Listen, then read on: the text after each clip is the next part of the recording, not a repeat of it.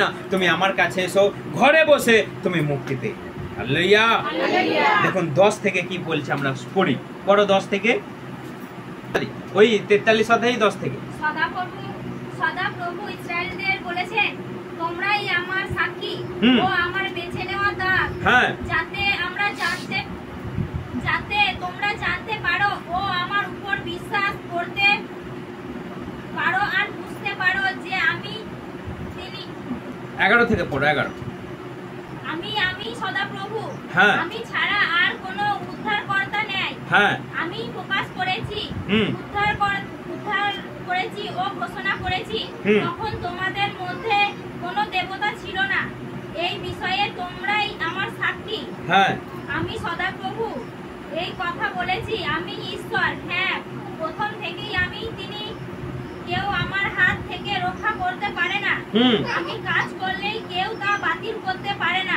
আমি তোমাদের জন্য যেই কাজটা করব সেটা কেউ বাতিল করতে পারে না। খুব সুন্দর গুরুত্বপূর্ণ কথা এটা। দেখুন, ভালো করে মন দিয়ে শুনবেন। সদাপ্রভু বলছে, আমি যেই কার্য করব কেউ সেটা পাল্টাতে পারবে না, সেই কাজটাকে থামিয়ে দিতে পারবে না, সেই কাজটাকে কেউ বাধা দিতে পারবে না। হালেলুয়া। কিন্তু আপনি একটা অন্য জায়গা থেকে কিছু কাজ করুন, আপনি ভয়ে ভয়ে থাকবেন। কি থাকবেন ভয়ে? না, কেউ যদি আমাকে কিছু গুনতুক করে দেয়, কেউ যদি আমাকে কিছু বশীকরণ করে দেয়, কেউ যদি আমার নামে কোথাও, দেখবেন মানুষ কাপড়ের কোণ কেটে নিয়ে চলে যায়, মানুষ কাপড়ের কোণ কেটে নিয়ে চলে যায়, মানুষ চুল নিয়ে চলে যায়, পায়ের ধুলো নিয়ে চলে যায়, যে অমুক জায়গায় যদি কিছু করে দেয়, কলকাঠি নেড়ে দেয়, ব্যাস আপনি ট্যাচু হয়ে যান। ঈশ্বর বলছে, আমি তোমার জন্য যদি থাকি, আমি তোমার পাশে যদি দাঁড়াই, তোমার পায়ের ধুলো, তোমার চুল, তোমার কাপড়ের কোণ কেন, কাপড়টা নিয়ে চলে যাক, চুলের অর্ধেক নিয়ে চলে যাক, পায়ের ধুলো নিতে হবে না, এক ঝুড়ি মাটি বাড়ি থেকে নিয়ে চলে যাক। ঈশ্বর যদি আমার সঙ্গে থাকে, ওদের করতে দাও। অনেক মানুষ কি করে জানেন? আপনার নাম নিয়ে পুতুল বানাবে, পুতুল বানাবে, দিয়ে একটা হাতকে সে যদি সেখানে বেঁকিয়ে দেয়, আপনার হাত এদিকে। জানেন না এগুলো? এগুলো তান্ত্রিকের কাজ, মানুষকে মেরে ফেলার কাজ এগুলো। সে যদি সেই পুতুলটাতে যদি ছুঁচ ফুকায় এখানে, আপনার এখানে ব্যথা হবে, কারণ এগুলো তান্ত্রিকের কাজ। সেই ঈশ্বর বলছে, আমি যদি তোমার সঙ্গে থাকি, আমি যদি তোমার ভিতরে থাকি, এই দেহরূপ মন্দিরে যদি আমি থাকি, কে তোমার কি করবে? তোমার একটা চুল নাড়াবারও ক্ষমতা তাদের থাকবে না। কাপড়ে কোণ কেটে নিয়ে যাক, বাড়িতে সরষে ছড়িয়ে দিক, বাড়িতে গজাল পুঁতে দিক, বাড়িতে ফুল ছড়িয়ে দিক, তোমার কেউ কিচ্ছু করতে পারবে না, যদি সদাপ্রভুকে তুমি বিশ্বাস করো। হালেলুয়া। কিন্তু আজকে আমাদের সেই বিশ্বাস নাই, ভয় ভয় ঘুরে বেড়াচ্ছি। কে বলে ওর কাছ দিয়ে যাস না, ও যদি তাকিয়ে দেয়, ও যদি এক দৃষ্টে তাকায়, তাহলেই বাস মুখ দিয়ে রক্ত উঠবে। ও যদি এক দৃষ্টে তাকায়, ব্যাস ও আর রাত্রে ঘুমবে না। বাচ্চা যদি সদ্যজাত বাচ্চা চিচি করে দেখবেন কাঁদবে, ছুটে চলে গেল কোথায়? জল পড়া নিতে। সেই সদ্যজাত বাচ্চাকে আপনি বলুন, ঈশ্বর আমি তোমার হাতে সমর্পণ করি, তুমি এর দেখাশোনা করো, তুমি এর দেখভাল করো, সেই বাচ্চা ঠিক থাকবে, সুন্দর থাকবে। কিন্তু আপনি যত তাকে মাদুলি পড়াচ্ছেন, আর যখনই শুতে যাচ্ছে মাদুলি তাকে ভুগছে এবং সে কাঁদছে, আপনি তার কোমরে পড়িয়ে দিচ্ছেন। একটা বাচ্চা এলো রে ভাই এই সবে, তাকে একটু ফিরিয়ে দে, তাকে একটু শান্তি দে না। যেই মায়ের পেট থেকে ভূমিতে এলো, দিল তাকে বেঁধে, কোমরে, হাতে, পায়ে, গলায়, যা। সেই বাচ্চা ভাবনা আমি কোথায় এলাম, আমাকে জন্মাতে না জন্মাতেই বেঁধে আমাকে রেখে দিল। ভাই, বাচ্চা জন্মালো, তাকে আপনি ফ্রি করে রেখে দিন, কেন বাঁধতে যাবেন তার শরীরে? কেন তাকে আপনি রাজ্যের কিছু এখানে কি বলে দই তুলা, তারপর পায়ে লাগিয়ে দিল, পায়ে আবার চুল জড়িয়ে দেয়। সেই জন্য একটা বাচ্চাকে কিচ্ছু লাগাবেন না, শুধু তার মাথায় বলুন হাত দিয়ে, প্রভু যীশু খ্রিস্ট আমার এই সন্তানকে তোমার হাতে রাখি, তুমি একে দয়া করো, তুমি চোখে চোখে রাখো, কোনো অশুভ শক্তি ওর উপরে দৃষ্টিপাত না করুক, কোনো প্রভাব না আসুক, আপনার বাচ্চা আনন্দে খেলা করুক। হালেলুয়া। কিন্তু আমরা তা করব না তো, আমরা একটু চিঁচি করলেই ছুটে যাব অন্য জায়গা, তেল পড়া আনতে, জল পড়া আনতে, সর্ষে কত পড়া আনতে যাব আমরা। ঈশ্বর বলছে আমি তোমার সঙ্গে সঙ্গে আছি, তোমার কেউ কিছু করতে পারবে না। তোমার জমি, তোমার সম্পত্তি, তোমার ব্যবসা, তোমার পশু, তোমার সম্পত্তি যা কিছু আছে তুমি আমার হাতে দাও, আমি রক্ষা করব, আমি তোমার সঙ্গে সঙ্গে থাকবো। কিন্তু আজকে আমরা ছুটে চলে যাচ্ছি, কোথায় কে উঠেছে, কোথায় কার বিরাট কিছু শোনা যাচ্ছে, আমরা সেসব করতে যাচ্ছি। কিন্তু ঈশ্বর বলছে আমি তোমাকে চিনি, আমি তোমার নাম জানি, আমি তোমার সঙ্গে থাকলে, আমি তোমার জন্য কিছু করলে সেটা অন্যথা, সেটা উল্টো, সেটাকে বন্ধ করার, সেটাকে বাধা দেবার ক্ষমতা এই পৃথিবীতে কারণ। হালেলুয়া। দেখুন আমরা আর একটা বাক্য পড়ি, 42 অধ্যায়, একটু পিছিয়ে যাই, 42 অধ্যায় 6 থেকে 9, যেসাইও 42 অধ্যায় 6 থেকে। দেখুন ঈশ্বর কি বলছে। হ্যাঁ পড়ি। আমি সদা প্রভু তোমাকে ন্যায়ভাবে ডেকেছি, হ্যাঁ আমি তোমার হাত ধরে রাখবো, হ্যাঁ আমি তোমাকে রক্ষা করব, হ্যাঁ, এবং আমার লোকদের জন্য তোমাকে একটা ব্যবস্থা। দেখুন এইখানে সব থেকে গুরুত্বপূর্ণ কথা, আমি ঈশ্বর সদা প্রভু, আমি ছাড়া আর কোনো ঈশ্বর নেই, আর কেউ ছিল না, আমি তোমাকে রক্ষা করব। ঈশ্বর কথা দিয়েছে, এখানে ঈশ্বর কথা দিয়েছে। ভালো করে কান খুলে এটা বিশ্বাস করা দরকার আমাদের, যে আমি তোমার হাতকে ধরে রাখবো, আমি তোমাকে রক্ষা করব এবং আমি তোমাকে চালাবো। হালেলুয়া। আজকে মানুষ যাদের কাজ নেই তারা হন্যে হয়ে মাথা খারাপের মতো ঘুরে বেড়াচ্ছে, কোথায় যাব, কি করব, নানা জ্যোতিষীকে মানুষ খুঁজে বেড়াচ্ছে। আজকে দেখুন তো আমার ভাগ্যে কি আছে, কোন গ্রহের দোষ লেগেছে আমার উপরে, মানুষের মাথা খারাপ হয়ে যাচ্ছে। আপনি একটা কথা চিন্তা করুন, মানুষ বলে শনির দশা লেগেছে, মানুষ বলে ওই গ্রহের দশা লেগেছে, ওই গ্রহের দশা লেগেছে, ওই গ্রহের দশা লেগেছে। ভালো করে কান খুলে শুনে রাখুন, গ্রহগুলো কোথায় আছে? আকাশে। বুধ থেকে একদম মানে শুক্র, শনি, রবি, সোম, মঙ্গল যত গ্রহ আছে তারা কোথায় আছে? আকাশে আছে। তারা সাইজে কত বড়? পৃথিবীর থেকে অনেক গুণে তারা বড়। বৃহস্পতি অনেক গুণে বড়, শনি অনেক গুণে বড়। তাদেরকে ঈশ্বর স্থাপনা করেছে আকাশে। তিনি বলছেন দেখো এই পৃথিবীটাকে আমি বিনা অবলম্বনে ঝুলিয়ে রেখেছি, তার কোনো পিলার নাই, তার কোনো দড়ি নাই, বা তাকে কোনো সাপোর্ট দেয়া নাই। ঠিক সেই রকমই বাকি গ্রহগুলোকে ঈশ্বর বানিয়ে রেখেছে। এবং পৃথিবীর মাঝখানে কাকে বানিয়েছে? মানুষকে বানিয়েছে। কিন্তু মানুষ আজকে জ্যোতিষীর কাছে গিয়ে চলে যাচ্ছে, দিয়ে বলছে, তাদেরকে ভুলাচ্ছে কেমন করে, অমুক গ্রহের দশা দৃষ্টি তোমার উপরে লেগেছে। ভাই রে ভাই, সেই গ্রহটা আছে কোথায়? যাকে খালি চোখে দেখা যায় না, যার কাছে আপনি পৌঁছাতেও পারবেন না, সে নাকি আপনার উপরে দৃষ্টি করেছে। ওরে বাবরে, মাথা খারাপের কথা। সেই গ্রহ আকাশে সে ঘুরে বেড়াচ্ছে, সে সূর্যের চারিদিকে ঘুরে বেড়াচ্ছে, তার খেয়ে দিয়ে কাজ নাই। পৃথিবীতে আপনি একটা চুনোপটি মানুষ, আপনার উপরে সে দৃষ্টি করবে? তার চোখ আছে নাকি? তার কত বড় বড় চোখ। মানুষকে আজকে মাথা পাগলা করে দিচ্ছে। গ্রহের দোষ, অমুকের দোষ, বাস্তু দোষ, তমুক দোষ লেগে আপনাকে প্রথমেই গেলে আপনাকে ভয় দেখিয়ে দেবে।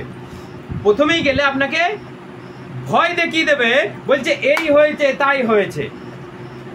তখন আপনি বললেন কি করতে হবে বাবা? আমার অফিসে চলে এসো, কি কি করতে হবে তোমাকে বলে দেব।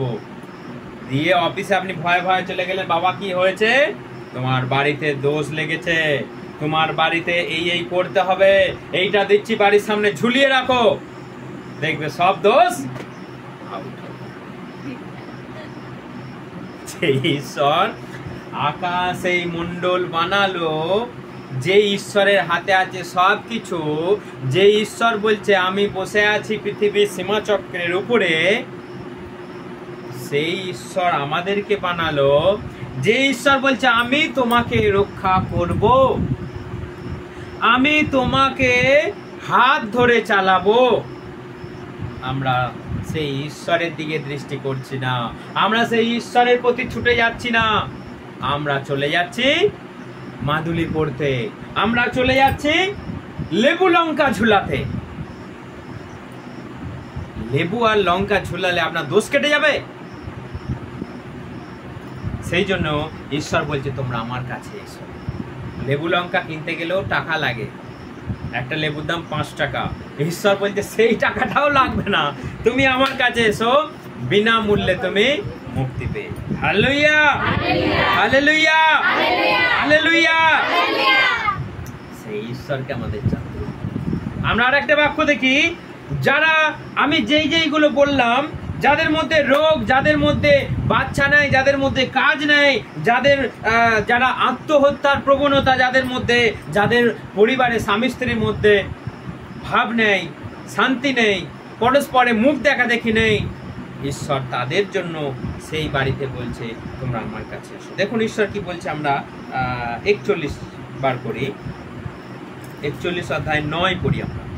আমি তোমাকে পৃথিবীর শেষ সীমা থেকে এনেছি, হ্যাঁ, তোমাকে সবচেয়ে দূরের জায়গা থেকে ডেকে এনেছি, হ্যাঁ, আমি বলেছি তুমি আমার দাস, আমি তোমাকে বেছে নিয়েছি, অগ্রাহ্য করিনি, আজই তুমি ভয় করো না, আমি তো তোমার সঙ্গে সঙ্গে আছি। Hallelujah, hallelujah. তুমি ভয় করো না, তুমি ভয় করো না, আমি তোমাকে মনোনীত করে এনেছি, আমি তোমার সঙ্গে সঙ্গে আছি। হালেলুয়া। এরম কোথাকার, কোথায় আছে এরম ঈশ্বর? আপনাকে সাহস দেবে বিনামূল্যে, আপনাকে শক্তি, এমন বাক্য আপনাকে ঈশ্বর দেবে, আপনি বেঁকা থাকলে আপনি সোজা হয়ে যাবে। সেই ঈশ্বর, যে ঈশ্বর বলছে আমি তোমাকে ধরে এনেছি পৃথিবীর কোণ থেকে, তুমি তো আমাকে চিনতে না, তুমি তো আমাকে জানতে না, তুমি আমার নাম কখনো ধরে ডাকাও নেই, কিন্তু আমি তোমাকে চিনি, তুমি কোথায় কোথায় ছুটে বেড়াচ্ছ, তুমি কোথায় কোথায় যাচ্ছ, আমি তোমাকে চিনি, আমি তোমাকে জানি, আমি তোমাকে ধরে এনেছি। সেই জন্য তুমি ভয় করো না, সেই জন্য তুমি ভয় করো না, কারণ আমি তোমার সঙ্গে সঙ্গে আছি, তুমি ব্যাকুল হয়ো না, আমি তোমার ঈশ্বর। হালেলুয়া। তাহলে এইরকম কোথায় পাবো আমরা? আমরা শুধু দেখতে পাচ্ছি একটা ব্রহ্মধর্তী ঢুকেছে বাড়িতে,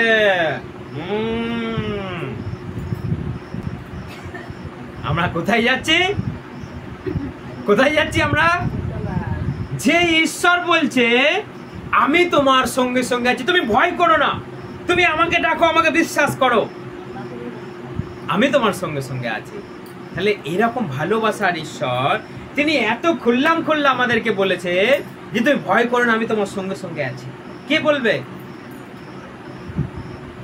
অন্য জায়গায় গেলে প্রথমেই আপনাকে ভয় দেখাবে, আপনার বাড়িতে অমুক জনা ঢুকছে, কিন্তু এখানে ঈশ্বর কি বলছে? তুমি ভয় করো না, আমি তোমার সঙ্গে সঙ্গে আছি। কিন্তু তারা আগেই বলবে ভয় দেখানোর কাজটা, অমুক জনা ঢুকছে, তুমি যদি এই তিথির মধ্যে, এই পূর্ণিমার মধ্যে, এই অমাবস্যার মধ্যে, এই একাদশের মধ্যে তুমি যদি না করতে পেরেছো, তোমার ক্ষতি করে দেবে, কিন্তু ক্ষতি করে দেবে, কিন্তু তুমি ইমিডিয়েটলি কিছু একটা করো, এত টাকা লাগবে তুমি নিয়ে এসো, আমি ঠিক করে দেবো। আপনি ছুটে গেলে লোনের দরজায়, আমাকে লোন নিয়ে ঠিক করতে হবে। মানুষ লোন নিয়ে জমি জায়গা বিক্রি করে আজকে তান্ত্রিককে ডেকে নিয়ে আসছে, সেই তান্ত্রিক বাড়িতে বসে বসে গাঁজা খেয়ে আপনার বাড়িটাকে ধোঁয়ায় ধোঁয়া ভর্তি করে দিল, দিয়ে পালিয়ে গেল, আর ফোনটা করলেও আপনাকে ধরবে না। এখানে তান্ত্রিকের দোষ নাই, এখানে আপনার দোষ। এখানে কার দোষ? আপনার নিজের দোষ। ঈশ্বর আপনাকে বলেছে তুমি ভয় করো না, আমি তোমার সঙ্গে সঙ্গে আছি, কিন্তু আপনি ছুটে চলে যাচ্ছেন কোথায়? অন্য জায়গা। সেই জন্য ঈশ্বরের কাছে আসুন, আপনি বিনামূল্যে মুক্তি পেয়ে যাবেন, আপনি শান্তি পেয়ে যাবেন, আপনার জন্য ঈশ্বর সব সময় ঢাল হয়ে দাঁড়াবে সামনে সামনে। হালেলুয়া। ঢাল বোঝেন? ঢাল, ঢাল মানে দেখবেন যারা যুদ্ধ করে বাঁ হাতে থাকে তার ঢাল, আর ডান হাতে থাকে তার তরবারি, মানে তরোয়াল। ডান হাতে আপনি মারবেন, আর বাঁ হাতে কি করবেন? নিজেকে রক্ষা করবেন। ও মারতে এলে আপনি ঢাল দেবেন, আর ওর যখন ঢাল সরিয়ে নেবে আপনি এই হাতে চালাবেন। ঈশ্বর বলছে আমি তোমার ঢাল। হালেলুয়া। আপনাকে অন্য কোনো কেউ অ্যাটাক করতে এলে ঈশ্বর আপনাকে ঢাল হয়ে রক্ষা করবে। আর আপনার এই বাক্যই হচ্ছে সেই তরবারি। আপনি যদি এই বাক্যটাকে যদি মনে রাখেন, সঞ্চয় করে রাখেন, আপনি এই বাক্য বলবেন, শয়তান বাক করে ভয়ে পালিয়ে যাবে। শয়তান কোন জানলা দিয়ে পালাবে, ভূত কোন জানলা দিয়ে পালাবে, সে রাস্তা খুঁজে পাবে না। এই বাক্য যদি আপনি মুখে উচ্চারণ করেন, কিন্তু আপনি কি করবেন? লেবু লঙ্কা ঝুলিয়ে রাখবেন বাড়িতে, লেবু লঙ্কা ঝুলিয়ে রাখবে, বলবে ভূত আসবে না। দরকার নেই, আপনি এই বাক্য বলুন, নাসরতীয় যিশুর নামে আমার বাড়ি থেকে শয়তান পালিয়ে যা, বললেই সে আউট হয়ে যাবে। আপনাকে আর কিছু করার দরকার। হালেলুয়া। সেই জন্য সেই ঈশ্বরকে ডাকুন, সেই ঈশ্বরকে আমাদের ডাকতে হবে, সেই ঈশ্বরের পথে আমাদের চলতে হবে। ঈশ্বর আপনাকে হেল্প করবে, ঈশ্বর আপনাকে রাস্তা দেখাবে, ঈশ্বর আপনাকে গভীর চিন্তা থেকে, গভীর হতাশা থেকে ঈশ্বর আপনাকে তুলে নিয়ে চলে আসবে। কারণ তিনি বলছেন আমি তোমার ঈশ্বর, আমি তোমাকে রক্ষা করব, আমি তোমাকে চাই। হালেলুয়া। আর একটা বাক্য বলে আমরা শেষ করে দেবো। 40 অধ্যায় আমরা দেখব, যেসাইয়া 40 অধ্যায় 18 থেকে। তবে কার সঙ্গে তোমরা ঈশ্বরের তুলনা করবে? হ্যাঁ, তুলনা করবে কিসের সঙ্গে? কারিগরেরা ছাঁচে ঢেলে প্রতিমা বানায়, স্বর্ণকার তা সোনা দিয়ে মোড়ে, আর তার জন্য রূপার শিকল তৈরি করে। গরিব লোক প্রতিমা তৈরি করবার জন্য যে কাঠ খুঁজবে না, সেই কাঠই বেছে নেয়। যা টলবে না এবং প্রতিমা তৈরির জন্য সে একজন পাকা কারিগরের খোঁজ করে। তোমরা কি জানো না? তোমরা কি শোনোনি? তখন থেকেই কি তোমাদের সে কথা বলা হয়নি? পৃথিবীর স্থাপনের সময় থেকে কি তোমরা বোঝোনি? পৃথিবীর গোল আকাশের উপর তিনি সিংহাসনে বসে আছেন। হ্যাঁ, দেখুন এখানে, তোমরা কি জানো না, তোমরা কি শোনোনি? ঈশ্বর কোথায় থাকেন?